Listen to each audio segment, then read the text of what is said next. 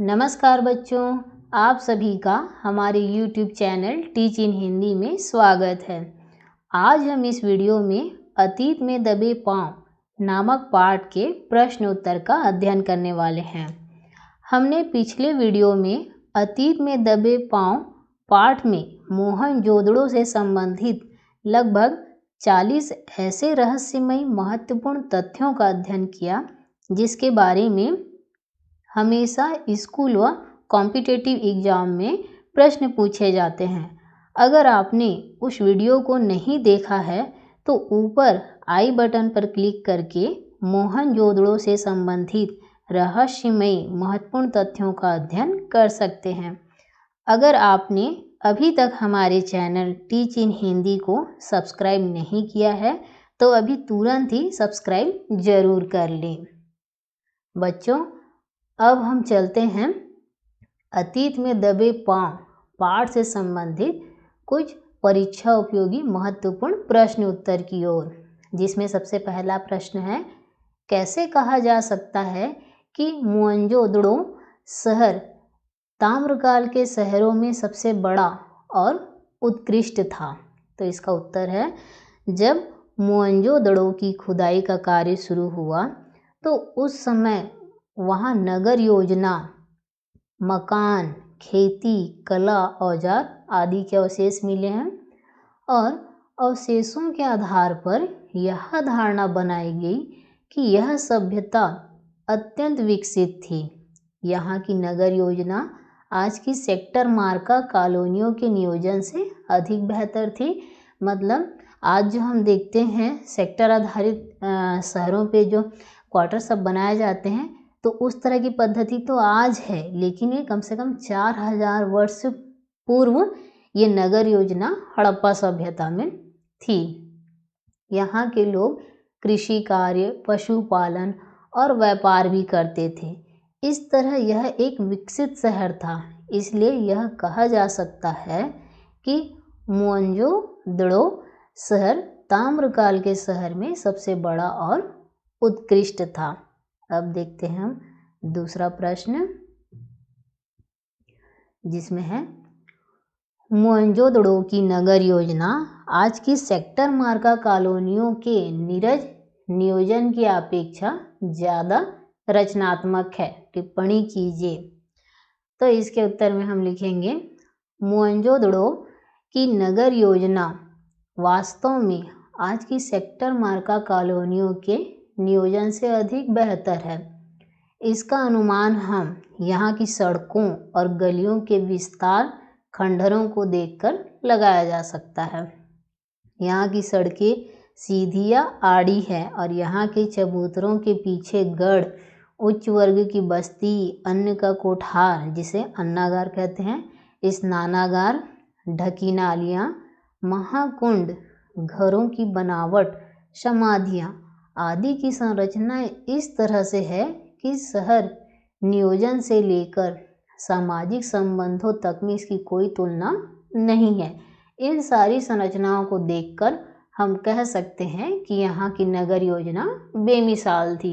ये इसलिए कहा जा रहा है क्योंकि हम आज के इस आधुनिक युग में इतनी सुविधाएं होने के बावजूद भी इस तरह की जो नगर योजना और ढकी नालियाँ, महाकुंड, घर की बनावट, वो सारी चीज़ें नहीं मिलती। लेकिन आज से 4000 वर्ष पूर्व जो वहाँ की नगर नियोजन व्यवस्था थी वो इतनी अच्छी थी, इतनी भव्य थी वहाँ की संरचनाएं कि हम आज ये कह सकते हैं कि उस समय की नगर योजना बहुत ही ज़्यादा बेमिसाल थी और उसका मतलब तुलना किसी से नहीं किया जा सकता। अब देखते हैं अगला प्रश्न,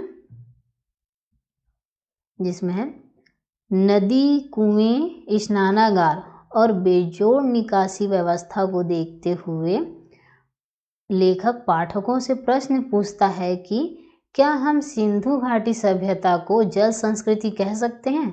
आपका जवाब लेखक के पक्ष में है या विपक्ष में? तर्क दें। तो हाँ, हम सिंधु घाटी सभ्यता को जल संस्कृति कह सकते हैं। सिंधु घाटी सभ्यता सिंधु नदी के किनारे बसी थी।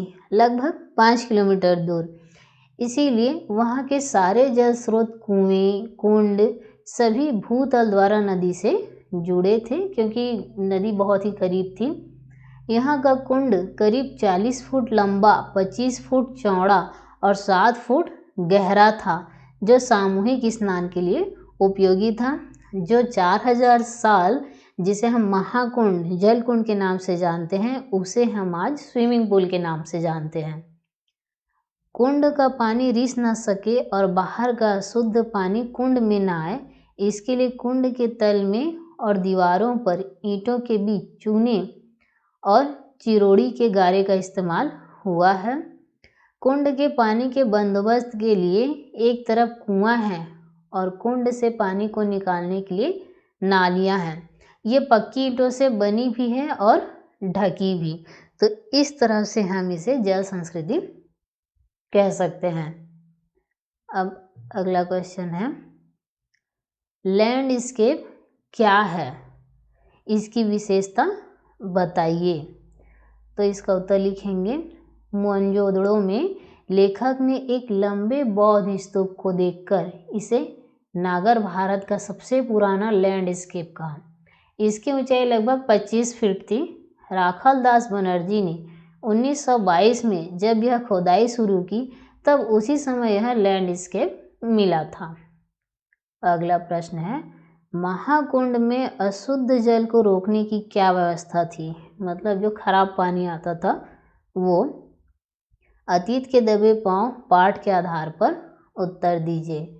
तो इसका उत्तर है, महाकुंड में जल का रिसाव रोकने तथा अशुद्ध जल से बचाव के लिए कुंड के तल व दीवारों पर चूने व चिरोड़ी के गारे का प्रयोग किया गया था। जल के लिए एक तरफ कुआं है, कुंड से जल को बाहर बहाने के लिए नालियां, और नालियां जो थी वो पक्की ईंटों से बनी है तथा ईंटों से ढकी भी है। जल निकासी की ऐसी उत्तम व्यवस्था बेजोड़ और अद्भुत थी। अब देखते हैं अगला प्रश्न, जिसमें है, पुरातत्व के किन चिन्हों के आधार पर आप यह कह सकते हैं कि सिंधु सभ्यता ताकत से शासित होने की अपेक्षा समझ से अनुशासित सभ्यता थी। तो इसका उत्तर लिखेंगे, सिंधु सभ्यता से जो अवशेष प्राप्त हुए हैं उनमें औजार तो हैं पर हथियार नहीं है। मोहनजोदड़ो, हड़प्पा से लेकर हरियाणा तक समूची सिंधु सभ्यता में हथियार उस तरह नहीं मिले हैं जैसे किसी राजतंत्र में होते हैं, और दूसरी जगहों पर राजतंत्र या धर्मतंत्र की ताकत का प्रदर्शन करने वाले महल, उपासना स्थल, मूर्तियां और पिरामिड आदि मिलते हैं। हड़प्पा संस्कृति में न भव्य राजप्रसाद मिले हैं, न मंदिर, न राजाओं व महतों की समाधियां। मोहनजोदड़ो से मिला नरेश के सिर का मुकुट भी बहुत ही छोटा है। इन सब के बावजूद यहाँ ऐसा अनुशासन जरूर था जो नगर योजना, वास्तुशिल्प, मुहर ठप्पों, पानी या साफ सफाई जैसी सामाजिक व्यवस्थाओं में एक रूपता रखे हुए था। इन आधारों पर विद्वान यह मानते हैं कि यह सभ्यता समझ से अनुशासित सभ्यता थी, न कि ताकत से, क्योंकि वाकई में इस समय सिर्फ खेती के लिए प्रयोग किए जाने वाले उपकरण मिले जो पत्थर के थे, लेकिन हथियार नहीं मिले। इससे ये पता चलता है कि उस समय सैन्य शासन व्यवस्था ये सारी चीज़ें नहीं थी, बल्कि ये थी कि ये अनुशासित सभ्यता थी। अगला प्रश्न है, टूटे फूटे खंडहर सभ्यता और संस्कृति के इतिहास के साथ साथ धड़कती जिंदगियों के अनछुए समयों का भी दस्तावेज होते हैं। इस कथन का भाव स्पष्ट कीजिए। तो इसका उत्तर है, किसी भी अतीत के पांव में दबी हुई सभ्यता की जानकारी हमें उसके टूटे फूटे खंडहरों और धरातल की खुदाई से प्राप्त वस्तुओं के द्वारा ही मिलती है। हम यहाँ के खंडहरों की दीवारों पर टिक कर यहाँ के प्राचीन सभ्यता के बारे में आकलन कर सकते हैं। जैसे रसोई की खिड़की पर खड़े होके उनकी गंध, वहाँ के सड़कों पर बैलगाड़ी की रुनझुन की आवाज़, मिट्टी के रंग से बर्तनों और मूर्तियों की जानकारी ले सकते हैं। इस प्रकार खंडहरों के आधार पर उनके रहने सहने का ढंग और सोचने के तरीकों की भी कल्पना की जा सकती है। संसार के सभी प्राचीन सभ्यताओं की तुलना में इसे श्रेष्ठ माना गया है। अब अगला प्रश्न है, मोहनजोदड़ो की सभ्यता को लो प्रोफाइल सभ्यता क्यों कहा गया है? तो इसका उत्तर है, लेखक ने मोहनजोदड़ो की सभ्यता को लो प्रोफाइल सभ्यता कहा है क्योंकि यहाँ पर राजतंत्र को प्रदर्शित करने वाले महल, धर्म की ताकत दिखाने वाले पूजा स्थल, मूर्तियाँ, पिरामिड नहीं मिले हैं। यहाँ के मूर्ति शिल्प छोटे हैं और औजार भी। मोहनजोदड़ो के नरेश के सिर पर जो मुकुट है उसका आकार भी छोटा है और यहाँ से मिली नाव बहुत छोटे आकार की है। इसे ही लघुता में भी महत्ता अनुभव करने वाली संस्कृति कहते हैं। कहने का मतलब संसाधन की कमी, जितनी संसाधन है उतने में ही अपने आप को संतुष्ट रखना, लेकिन एक अच्छे तरह से जीवन जीना। अगला प्रश्न है, ऐसा क्यों कहा गया है सिंधु सभ्यता की खूबी उसका सौंदर्य बोध है जो राजपोषित या धर्म पोषित न होकर समाज पोषित था। तो इसका उत्तर है, सिंधु घाटी के लोगों में कला या सुरुचि का महत्व ज़्यादा था।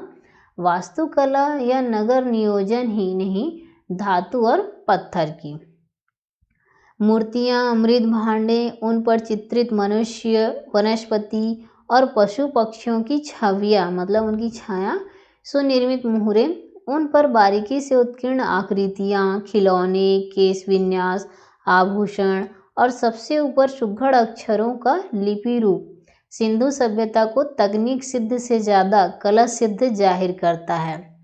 खुदाई के दौरान जो भी वस्तुएं मिली या फिर जो भी निर्माण शैली के तत्व मिले, उन सभी से यही बात निकल कर आती है कि सिंधु सभ्यता समाज प्रधान थी। यह व्यक्तिगत न होकर सामूहिक थी। इसमें ना तो किसी राजा का प्रभाव था और ना ही किसी धर्म विशेष का। इतना अवश्य है कि कोई न कोई राजा होता होगा, लेकिन राजा पर आश्रित यह सभ्यता नहीं थी। इन सभी बातों के आधार पर यह बात कही जा सकती है कि सिंधु सभ्यता का सौंदर्य समाज पोषित था। अब अगला देखते हैं प्रश्न, महाकुंड के विषय में बताइए, यहाँ की जल निकासी व्यवस्था कैसी थी? तो इसका उत्तर लिखेंगे, महाकुंड स्तूप के टीले से नीचे उतरने पर मिलता है। धरोहर के प्रबंधकों ने गली का नाम देवमार्ग रखा है। माना जाता है कि उस सभ्यता में सामूहिक स्नान किसी अनुष्ठान का अंग होता था। कुंड करीब 40 फुट लंबा और 25 फुट चौड़ा है और गहराई 7 फुट। कुंड में उत्तर और दक्षिण से सीढ़ियाँ उतरती है। इसके 3 तरफ साधुओं के कक्ष बने हैं। उत्तर में 2 पांत में 8 स्नान घर हैं। इनमें से किसी का द्वार दूसरे के सामने नहीं खुलता। सिद्ध वास्तुकला का यह भी एक नमूना है। इस कुंड में खास बात पक्की ईंटों का जमाव है और साथ में कुंड का पानी रिस न सके और बाहर का शुद्ध पानी कुंड में ना आ जाए, इसके लिए कुंड के तल में और दीवारों पर ईंटों के बीच चूने और चिरोड़ी के गारे का इस्तेमाल हुआ है। पार्श्व की दीवारों के साथ दूसरी दीवार खड़ी की गई है जिसमें सफ़ेद डामर का प्रयोग है। उस समय सफ़ेद डामर मिलता था, आज काले रंग का मिलता है। कुंड के पानी के बंदोबस्त के लिए एक तरफ कुआं है, दोहरे घेरे वाला यह अकेला कुआं है। इसे भी कुंड के पवित्र या अनुष्ठानिक होने का प्रमाण माना गया है। कुंड से पानी को बाहर बहाने के लिए नालियां हैं। इनकी खासियत यह है कि ये भी पक्की ईंटों से बनी है और ईंटों से ढकी भी है। तो ये है आपका महाकुंड जिसे हम आज स्विमिंग पूल के नाम से जानते हैं।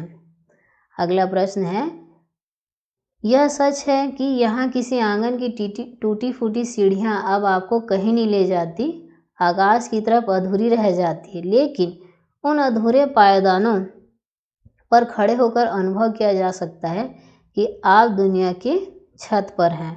वहाँ से आप इतिहास को नहीं, उसके पार झांक रहे हैं। इस कथन के पीछे लेखक का क्या आशय है? तो इसका उत्तर लिखेंगे, लेखक के अनुसार मोहनजोदड़ो और सिंधु सभ्यता के स्थलों के अवशेष आज टूटी फूटी अवस्था में हैं, लेकिन वो आज भी अपने इतिहास का बखान करते हैं। इसकी ऊंची छत पर स्वयं चढ़कर इसके इतिहास को जानना अधिक रोचक लगता है। मोहनजोदड़ो की खुदाई के आसपास मिले सिक्कों, नगरीय ढांचा, बर्तनों, सड़कों, गलियों और स्नानागार को ही साक्ष्य माना गया है। इन वस्तुओं को अधूरे पायदानों पर खड़े होकर ही देख सकते हैं। ये अधूरे पायदान ही संसार के सबसे पुरानी सभ्यता को दर्शाते हैं। अब है, मोहनजोदड़ो की सभ्यता पूर्ण विकसित सभ्यता थी। कैसे? पाठ के आधार पर उदाहरण देकर पुष्टि कीजिए। तो इसमें लिखेंगे, हम इतिहास के पहले की उस सभ्यता को देखते हैं जब दुनिया के अन्य देशों में वास्तुकला, चित्रकारी, ज्ञान, तकनीकी औजार व पहिए की निर्माण का शुरुआत नहीं हुआ था। उससे भी पहले की यह मोहनजोदड़ो की सभ्यता है। यहाँ पर हमें ज्ञान व तकनीकी, कला और औजार के प्रमाण प्रत्यक्ष रूप में मिले हैं। यह दुनिया के सबसे प्राचीन सभ्यताओं में से एक थी जो विकसित थी। मोहनजोदड़ो की सभ्यता के समय की नगर योजना, खेती, वास्तुकला, शिल्पकारी आदि कलाओं का प्रयोग आज की संस्कृति में किया जा रहा है। अब अगला प्रश्न है, सिंधु घाटी सभ्यता संपन्न थी पर उसमें भव्यता का आडंबर नहीं था। कैसे? इसका उत्तर है, सिंधु सभ्यता के शहर मोहनजोदड़ो की व्यवस्था, साधन और नियोजन के विषय में खूब चर्चा हुई है। इस बात से सभी प्रभावित हैं कि वहाँ की अन्न भंडारण व्यवस्था, जल निकासी की व्यवस्था अत्यंत विकसित और परिपक्व थी। हर निर्माण बड़ी बुद्धिमानी के साथ किया गया था, यह सोचकर कि यदि सिंधु का जल बस्ती तक फैल भी जाए तो कम से कम नुकसान हो। इन सारी व्यवस्थाओं के बीच इस सभ्यता की संपन्नता की बात बहुत ही कम हुई है। वस्तुतः इनमें भव्यता का आडंबर है ही नहीं। व्यापारिक व्यवस्थाओं की जानकारी मिलती है, मगर सब कुछ आवश्यकताओं से ही जुड़ा हुआ है। भव्यता का प्रदर्शन कहीं नहीं मिलता। संभवतः वहाँ की लिपि पढ़ ली जाने के बाद इस विषय में अधिक जानकारी मिली। बच्चों, अतीत में दबे पांव पाठ के सारे महत्वपूर्ण प्रश्न उत्तर पूरे हुए।